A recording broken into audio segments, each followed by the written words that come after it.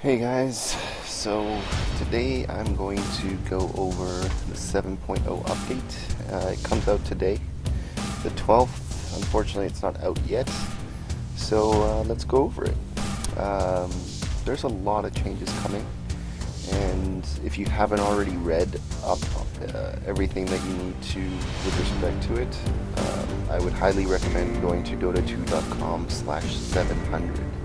Gives you all the information that I'm going to be going over. And I'm just going to use the site. I'm not really going to use gameplay or anything like that because I think it's important for you guys to be able to read it as well.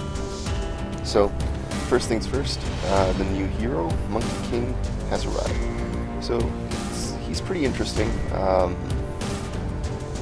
Pretty OP at the moment. He's definitely going to get some nerfs, no doubt about it. So, you can read all this information about him and how he works, but I'll just go over his skills and essentially what they do. So the Boundless Strike, this is essentially Earthshaker's Fissure, but with a crit on top of it, so it gives you a crit as well. So this spell, pretty damn OP. It stuns in a straight line, so you can stun pretty much everyone in a team fight if you aim it properly, and you can crit them all as well. Then you've got his Tree Dance. So this is not really an ability that goes on cooldown too often. You get it pretty quick. So while you're in the trees, you can pretty much jump from tree to tree to tree. And the only thing with respect to this interaction with Dota now is going to be that you can't really see Monkey King when he's up in the trees, unless you've got flying vision. So you're going to need to be pretty vigilant when this guy's in the game to get more vision. So the vision game is going to be huge because when he's in the trees, he's got this next ability called Primal Spring. So he charges it up, jumps down, and does a shit ton of damage based on how long he charges it. So you definitely need to keep an eye on this guy, especially during team fights. You need to know where he is if he's in the game to make sure that you don't get sprung on. And this is his passive. It's pretty damn OP. As you can see, after 4 hits, he gets this huge buff, which gives him lifesteal and extra damage on every hit. And I think he gets 4 hits. So, if you're dueling an LC, or if you're fighting an LC or Legion Commander, you know she's got the passive overwhelming odds. Not overwhelming odds, sorry. I forget what it's called. But anyway, she does an extra attack with lifesteal. Well, this guy is pretty much that on steroids, because as you can see, look at the damage increase he gets, and on top of that he gets lifesteal. So if he's fighting you and he gets 4 hits on you, you're pretty much gonna need to run or stun him or do something to prevent him from hitting you, because if he's hitting you, you're not winning that fight. Then he's got Mischief. This is a pretty cool ability. I don't know how useful it's going to be, but it can definitely be used to distract opponents for sure, and throw them off their game slightly. I mean, you could be waiting for a gank by the rune spot, disguised as a tree, or even as the rune itself, right? So in that sense, it works pretty well. You can even be the courier, and at this point, it looks like when you become the courier as him, he actually moves faster as the courier than the hero. So I think they'll definitely need to fix that. And on that note, I just want to mention that I am kind of sick at the moment, so that's why my voice is so raspy. And this is his ultimate. So, as you would expect from the Monkey King, he uses his fur to create multiples of him to fight for him in a AoE. So during a team fight, definitely the most insane ultimate. You can kill him, and when you do, the ultimate, I believe, does go away, so that's good. So that's Monkey King. Then they've got 2 comics, one for a new journey, and then they show the terrain off, which you can buy, as you can see there, and then his Arcana. So I don't know if this, I can't confirm this, but he comes with 4 different forms. I think they're all unlocked already. I'm not sure. They might come with a quest line to get the unlocks, but that's the Monkey King in a nutshell. Okay, so pretty OP hero at the moment, but as long as you know what he can do, I think he's pretty easy to counter, and you have to be very vigilant. So your supports definitely need to be warding the shit out of everything. And then they've got the new heads-up display. So what they've done is they've actually cut it off here So you don't have any of the other icons up here or like over here. Essentially everything's included.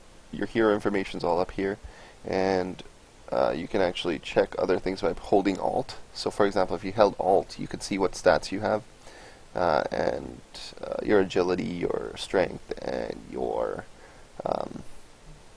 intelligence would be available for you to see. So basically, when you do the shop, it opens up on the side like this. It's more streamlined. I think it's a better way of doing things. They've actually made it so you can see more of the map, so it's good in that sense. And you can actually get a smaller mini map as well, which is great. And yeah, so that's essentially the toolbar. And I think the main reason they did this was because they wanted to find a place to put the talent tree, which they've also introduced, and the backpack, which they've also introduced. So I'll get into that a little bit more as we move over to it. And it looks like they also show directly how much each item's mana cost is. So that's a lot of information for you available on your HUD now, more so than it used to be. And as you can see from Morphling, it actually shows you how much agility you have versus how much strength you have when you do the morph. So in that sense, it's pretty great. It gives you a lot more information in a much smaller space, so it's great. So they've got the grid view and the quick access view.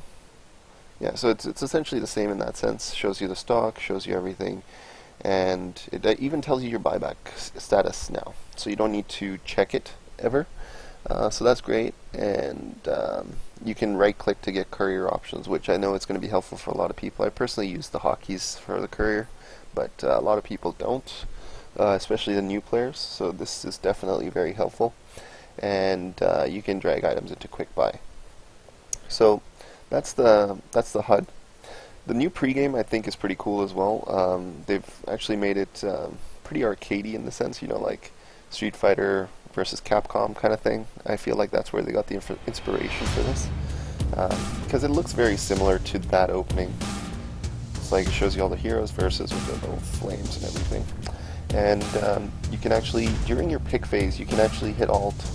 I know there was a way to do this previously, I just don't remember what it was because I never used it, to suggest heroes to your teammates. And it also shows you your team composition, which is pretty awesome. So hopefully in ranked games as a solo queue, you won't get really shitty team comps now, because people will understand that you need to have a somewhat synergized team. And I'm saying that hopefully at my MMR, which is not very high, about 3k, so hopefully we'll get more of those synergized team fights and team comps. But at the lower levels, I can still see everyone just picking carry and you just have 5 bars here and pretty much nothing anywhere else. So that's good in that sense. And now you know how you had the hero filters or the hero tab in your Dota client, where you could check what each hero can and can't do, what their strengths are, what their weaknesses are. That's already integrated into the picking phase or into your selection phase. So you can see what each hero is capable of doing and what they're good at doing. And that's the hero highlight, essentially. It shows you that they can carry, for example, Slardar here. He's a disabler, he's durable, he has an escape, and he's an initiator. And then it shows you your team composition, as I mentioned, and you can hit Alt-click on a portrait to suggest heroes to your team. So that's great. And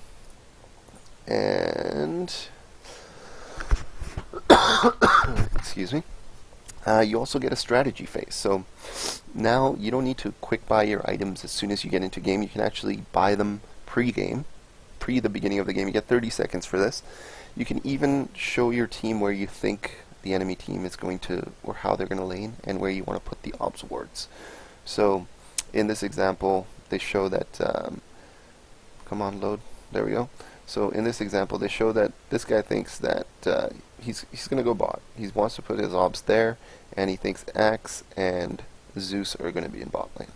So, and then he picks the items that he wants to start with, and he's on his way. And as soon as he spawns, he will have those items.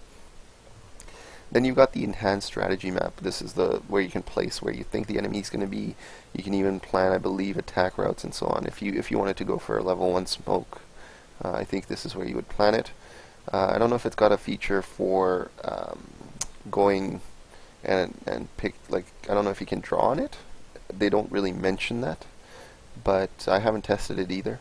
Once the client comes out, we can see if that's the case. If that's the case, that would be pretty nice, because that would give you an option to pick which route you want to go, and everyone would be on the same page instantly.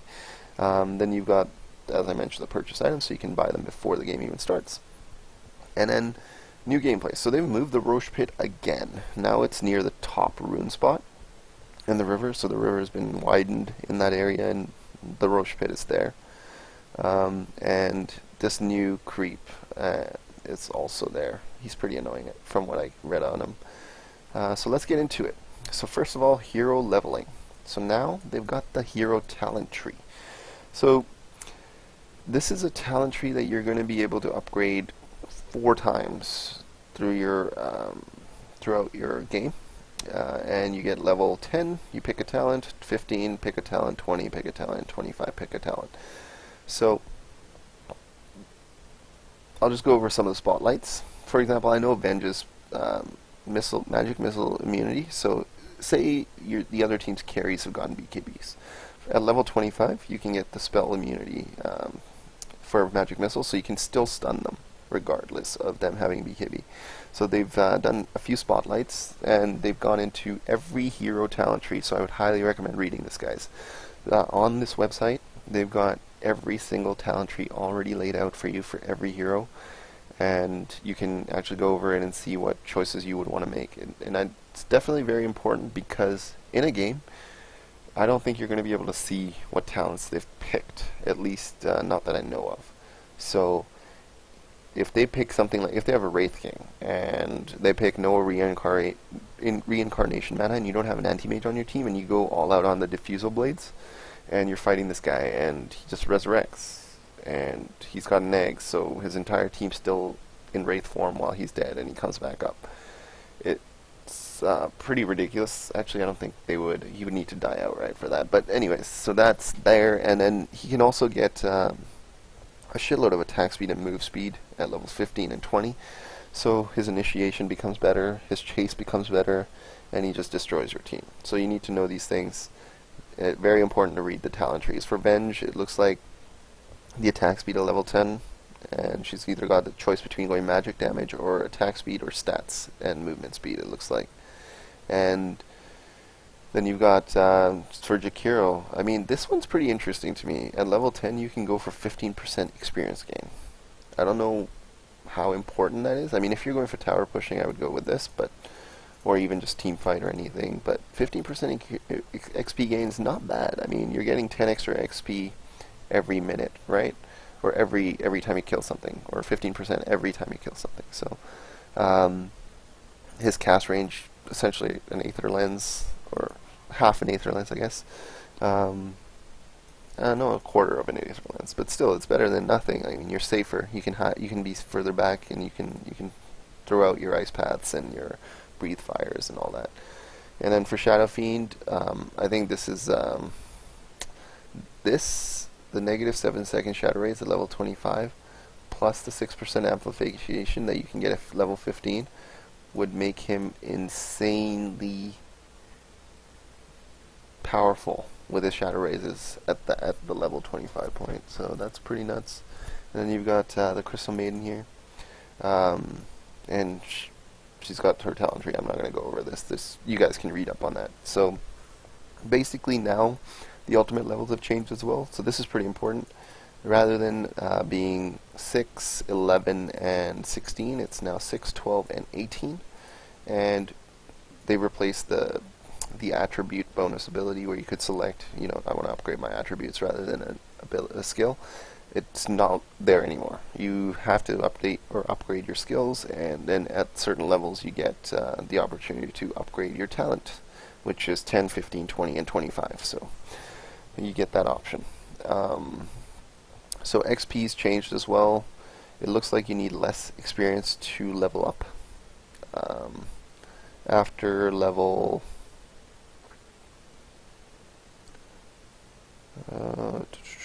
after level 7, it looks like you need less to level up. So Um, yeah, up till level 6, it's about the same, if not slightly more. And then after that, it drops down, and 7 onward, you need less. Excuse me. And then you've also got the respawn table here. You respawn a lot quicker until level 25 when it's the same. So pretty much what I can tell from the way they've done this, and essentially pretty much all the changes in this 7.00 or 700, they want you to fight a lot more. So expect a lot more fight, a lot more gank, a lot more pretty much dying. I'm not gonna beat around the bush there. You're gonna die a lot, and the enemy team is gonna die a lot. And whichever team kills faster and takes objectives faster will win the game because of the shrine mechanic that we'll get into as well. So let's go into the backpack first. So you get a backpack where you can store 3 extra items. This would be a good place to store recipes and so on. I don't know if you can see the enemy's backpack. Not 100% on that. Haven't tested it out. And basically, it takes 6 seconds for that to activate once it gets into your inventory, or when you buy something, a piece of an item that you have a recipe for, it'll automatically update. But say for example you wanted to put the ops boards into the inventory, you would switch them between one of these items, and it would take 6 seconds for you to be able to place them. And then when you switch back with the other item, it becomes active after 6 seconds. So the only things that you can't put in your backpack are gem, rapier, bloodstone, and aegis. So those are the only 4 items that can't go in there. Everything else can go in there. So that's a big no-no. I'm guessing because of the fact that bloodstone, you could just like... what would be the purpose of not allowing bloodstone in there, actually? I'm not sure. I guess you could put it in there to not lose charges right before you die. So in that sense, or rapier as well. Because I don't think you drop everything in your bag either.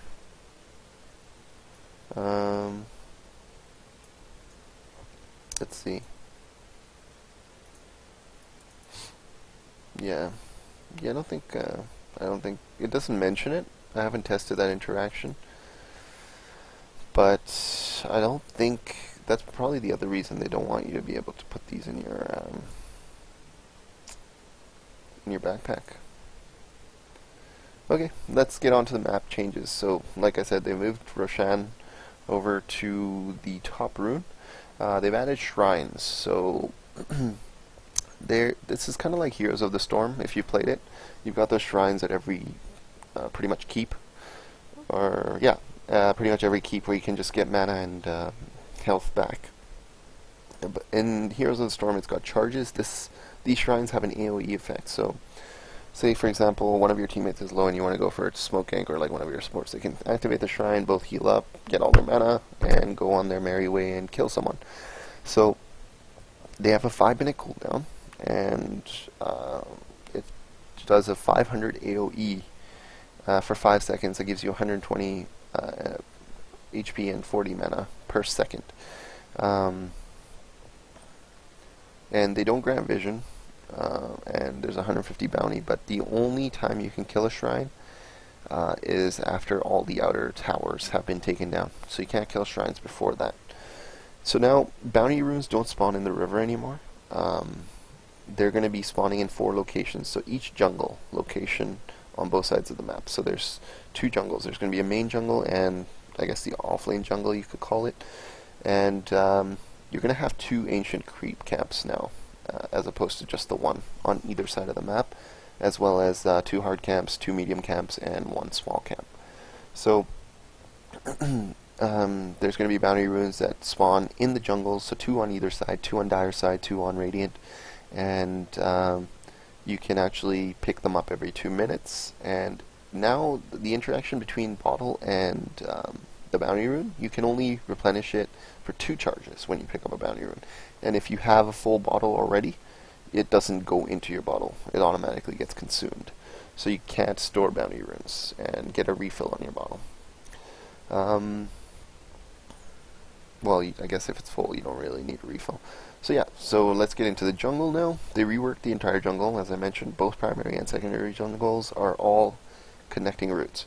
So primary jungle for each team now has 1 ancient, 2 hard, 2 medium, and 1 small. And the secondary jungle has 1 ancient, 1 hard, and 1 medium. When I first was reading up on this patch, I felt like the jungling was not going to be possible anymore. But after reading this, it's going to be probably more viable for some heroes like Bat. Bat Rider definitely, I mean, because Ancients can now take magical damage, even though to a lesser degree. Like, I mean, the Ancient creeps can take magical damage now, so in that sense, you could jungle a little faster, I guess. It's going to take some getting used to, though, because of some of the new jungle creeps that they've added. Yeah, so they've added 1 medium camp to the secondary jungle and 1 ancient camp to the primary jungle. So the terrain layout, there's going to be completely different juke spots. There's going to be, even around the towers, they've changed the way the trees are, because you can't break down trees when TPing in. So trees no longer break when you're TP in. So they needed to make sure that you couldn't get stuck when you TP'd in behind trees in a tower. So essentially they had to rework those entire areas. So everything's going to be different. I'm definitely going to be spending some time figuring out the map before I get into a real game. And neutral spawn times, they've changed those as well. So you know how it used to be 30 seconds, 1 minute, 2 minute, 3 minute, 4 minute, and on. Now it's 1. So 30 seconds they still spawn, then 1 minute, and then every 2 minutes. So that was the change that made me think that jungling was going to be tougher and not more viable.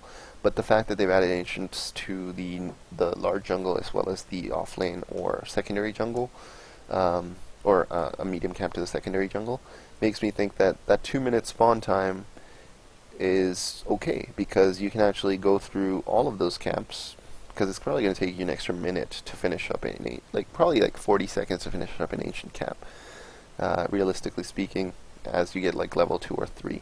So it gives you the ability to cycle through a lot better. So just got to find the efficient routes. That's about it. Let's see here. And yeah, so you can't really die and go back to base now and respawn quickly. It doesn't matter what level you're at. You get the level 6 respawn of 26 seconds. So, and as I mentioned, Ancients no longer have spell immunity. Now they have 70% magic resistance. So that's why I'm thinking it's probably going to take like 40 or so seconds to take them down with, like, say, someone like a Bat Rider. Maybe even faster, actually. If you get enough napalm stacks on there, you can probably do it a lot faster. So they've also given neutral use mana regen now, so that's pretty nice for Helm of the Dominator. You can actually use your mana and they actually replenish, so that's good. So these Prowler Acolytes and Prowler Shamans, these guys scare me. I mean, just reading up on them, the Prowler Acolyte, they provide a stacking aura, 10% lifesteal and 10 HP regeneration, so that's an aura, remember that, so everything around them gets that lifesteal and HP regen, right? And they have 10 armor. No magic resistance, so that's good. Definitely able to clear them out faster with someone who can use magic then. And then the Prowler Shaman, now this guy's freaky as fuck. Sorry for my language there. So he's got a passive autocast, which causes the next attack to root the enemy for 2 seconds, preventing movement and dealing 75 damage per second. So every 15 seconds, this guy can root you, okay? And active. He can cast a 300 AoE effect around him, reducing base physical armor by 50% and dealing 200 physical damage. So a lot more neutral denies I feel like are going to be coming. And basically, you don't want to see this guy. I think this is the Shaman. You don't want to see this guy in your camp, because when you see him in your camp, you got to take that very carefully. And this guy can use it if there's a nearby hero. So as long as there's one hero nearby, that's why I thought jungling was going to be tough. He essentially can do this shit to you. Like, reduces your armor by 50, gives you 200 damage, roots you, that's another 150 damage, so that's 350 right there. So if you see this guy, you don't want to take that camp at level 1, I don't think. You're probably going to die. I haven't, like I said, I haven't tested this out, I'm just theory crafting. So now, they've also given regeneration to the towers. So each tower has the same regeneration, so 3 HP per second as the throne or the ancient. And as I mentioned, they don't destroy trees anymore when you TP in. And I love this change because I've had so many times where I've noticed them attacking a tower too late and glyphed it instantly or as the towers die, so we don't get the refresh. So this 1 second removes that, most likely removes that possibility of you refreshing or you casting your glyph and the tower going down at the same time and you not getting that refresh. So they've increased the ancient vision to essentially, I guess, a third more. That's pretty crazy. It's pretty nuts, actually. So even True Sight is 2600 as well, then, I guess? Because I'm guessing this was OBS and this was True Sight. So 2600 all around.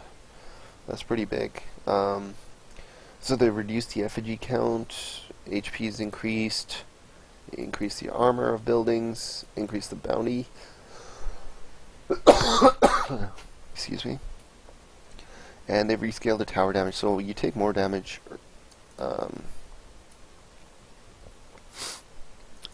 earlier. So in lower, you don't want to tower dive anymore, essentially, because if you do, you're going to die. And illusions, this is going to be a fun change for a lot of people. Illusions give you gold now, so if you kill illusions, you can get some gold. I'm not going to go over how much, but basically, you kill an illusion, you get some gold. Okay? And then the general changes that they mentioned. So root mechanics.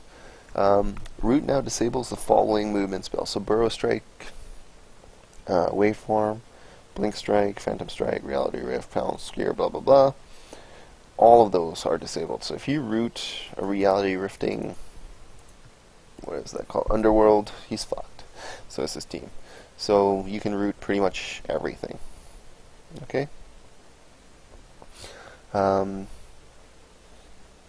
Dispel mechanics. So now I don't know how this is going to work. I haven't tested it either.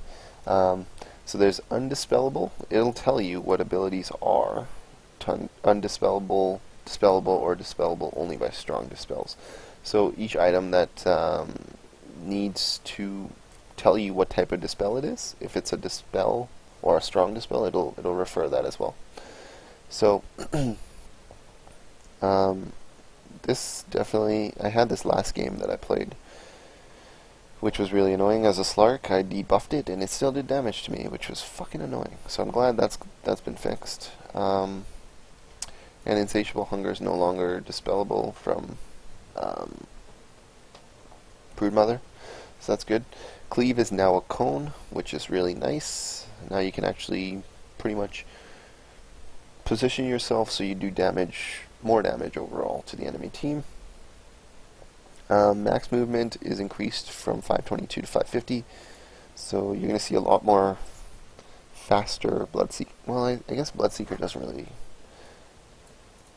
He can move faster than 522, if I remember correctly. So, haste rune duration or reduced by 3 seconds. Turn cap increased by 15%.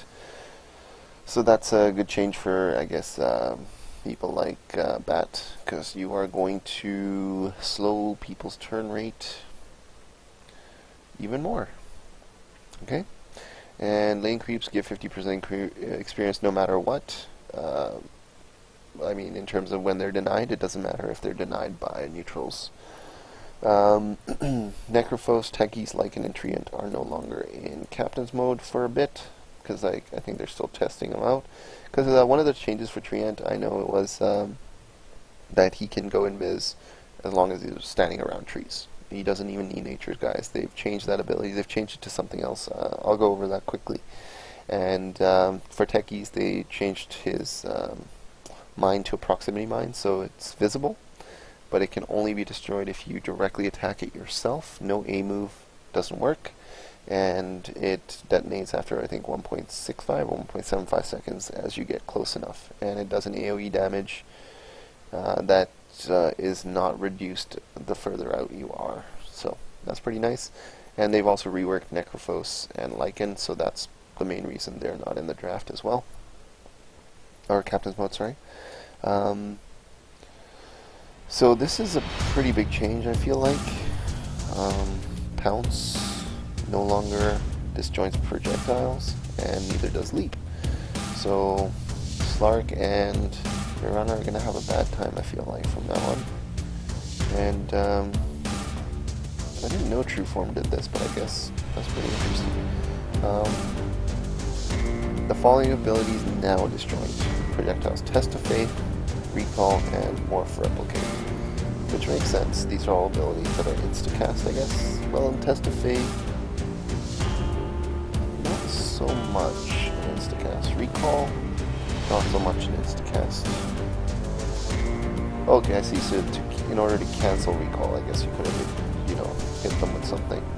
And for Morph Replicate, I guess there's no chance of him dying once he replicates out with a projectile. So Splinter Blast, Secondary Hit, and Soul Assumption are disjointable, which is nice.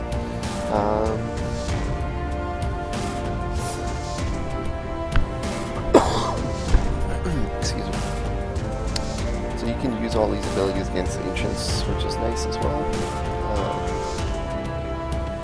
I don't know what they mean by pseudo-random distribution. Maybe that it's not random. There's definitely a chance of it occurring, but at some points it becomes random, so it's pseudo-random, not really random. Or it seems like it's random, but it's not, basically. Okay, so Searing Chains now reveals invisible units, so bounties and so on will be revealed when you chain someone. So all of these abilities, which I won't go over, you guys can read these if you're really interested. These affect your heroes, like Alchemist, Beastmasters, Spirit's Impact. I don't know what that is. Chain Frost, Sprout, Sacred Arrow, Illusory Orb, Stifling Dagger, Concussive Shot. Anything that flies in the air, they've reduced the flying vision. Moonglaive no longer gets boosted by spell amplification, which is nice. Cleave no longer does either, which is nice. And Break, Golem Fists, Golem Permanent Immolation, Last Will, they are no longer disabled by Break. So item changes, these are minor, I feel like. One of the biggest changes, though, is to the heart. And things like Clarities and Bottle and Healing Salves, they're no longer dispellable unless a hero attacks you. So pretty much the only way, or hero or Roshan attacks you. So you could Bottle Charge in lane relatively safely if a hero is not around. You can earn up, you can Clarity up, you can Salve up, and you'll be fine. Then let's see, item rework for Drums of Endurance. So it doesn't give you 3 health regen, it just gives you plus 50 mana regen. And Dust doesn't cost mana anymore, Mangoes are cheaper. True Sight is no longer granted to illusions. Glimmer Capes, cooldowns reduced. This is a big one, I feel like. Regeneration increased from 4.75 to 7%. That's a huge buff. That is at least 40%, right? No, it's more than 40%. It's 2.25, so yeah, it's about 40, 50, around there.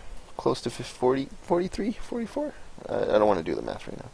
So anyways, that's a big change because, as I said, they want you to fight more, so they've buffed most of the items that give you survivability. So Helm of Dominator they've changed as well. So it doesn't give you lifesteal. It gives you HP regen now. Okay? I don't believe it gives you lifesteal. Let's see.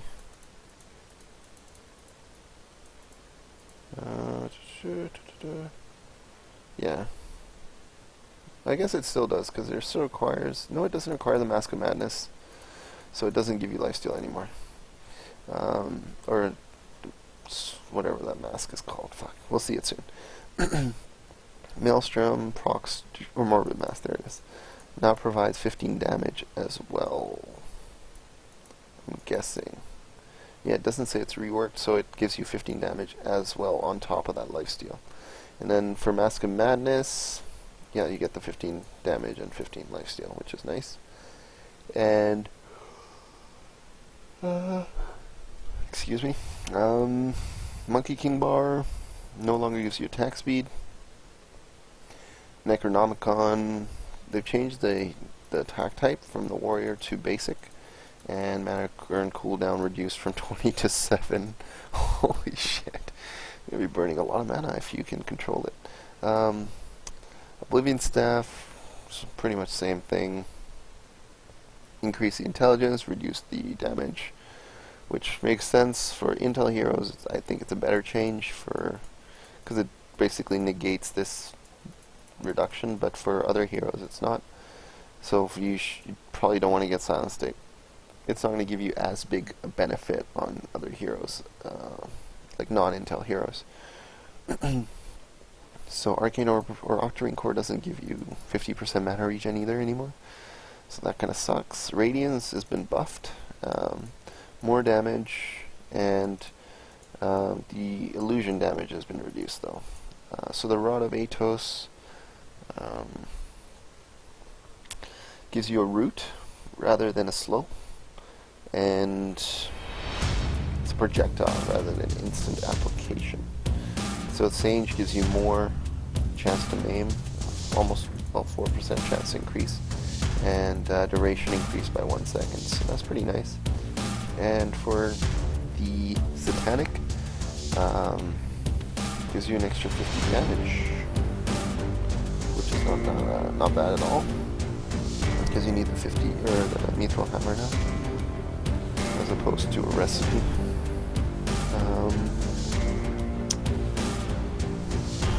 Everything else is pretty much the same. I already mentioned this. As long as there's no hero damage or Roshan damage, or no Shadows does the same thing. The way they describe it, it acts like Blink, or these items behave like Blink regeneration. So cost increase for one nice. Okay, hero changes. So I'm not going to go over all of these. Basically, Regal's Greed is a big one. So for all you Alchemist players, bounty runes do not give you extra bounty. It's only 2 times, and that's it. That doesn't really nerf Alchemist too much, but if you shut him down in lane, it does slow him down a lot more. This is a huge, huge change. I can't stress this enough. Did extensive testing on this with, or on Cyborg Matt's stream. Right now it's pretty broken. What the Scepter does is it gives Anti-Mage, you can think of it like a Linken's plus a Lotus, okay? So you cast a spell on Anti-Mage, it blocks it, and it also reflects it. It has to be a targeted ability, and it does it every 12 seconds. So you charge him with Spirit Breaker. He will essentially, I guess, a reverse Lotus Orb. So you cast it on him to charge towards him. It will essentially result in your charge not going through, but he will start to charge towards you. Obviously he can still cancel it himself, so that's not an issue. If you've got a stun, say like a Venge Stun, you throw it at him, it'll block it, reflect it, you'll get hit by it. Let's say you throw at him Wind Ranger's ultimate, Focus Fire. Block it, his attack speed will go through the fucking roof, he will destroy you. What other interaction? Say a Legion Commander. You duel him, you still freaking duel him, no matter what, because he will duel you. So either way the duel goes off. So that one, the interaction is not really clear. But one thing that we did notice was if you put a Lotus Orb on him, and he's got his Spell Shield passive upgraded, so he's got 1 point in Spell Shield, and you put a Lotus Orb on him, and he's got a Scepter. The Lotus Orb does not work. So if somebody puts a Lotus Orb charge on him, or not a Lotus Orb, sorry, Lincoln Sphere charge on him, he will still reflect the spell back to the caster, but after that, if somebody casts a spell to break the Lincolns or affect the Lincolns, it doesn't get affected. So the Lincolns is nullified. So they need to fix that unless that's the interaction they had in mind. So basically, just remember, check Anti-Mage's items when you play him in game in 7.0. If he's got an eggs, be careful. Alright, so that's Anti-Mage.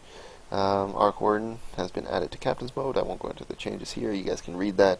No point, because pretty much every hero's got a talent tree and every hero's got changes, essentially. Bounty Hunter, so Scepter. He's got a Scepter now.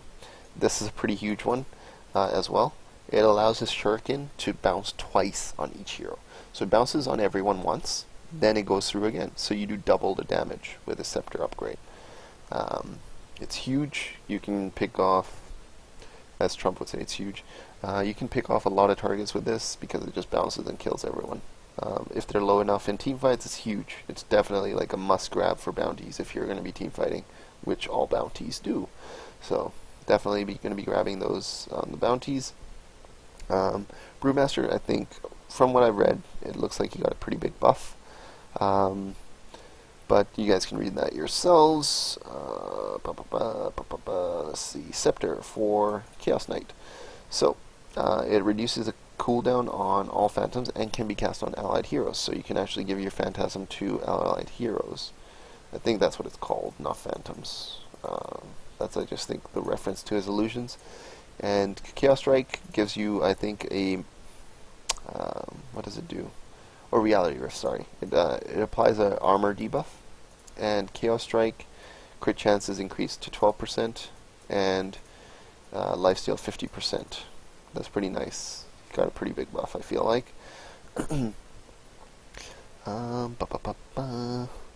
Clinks, Death Pact, cooldown reduced. Aghanim Scepter for CM has also been reworked. It's pretty good.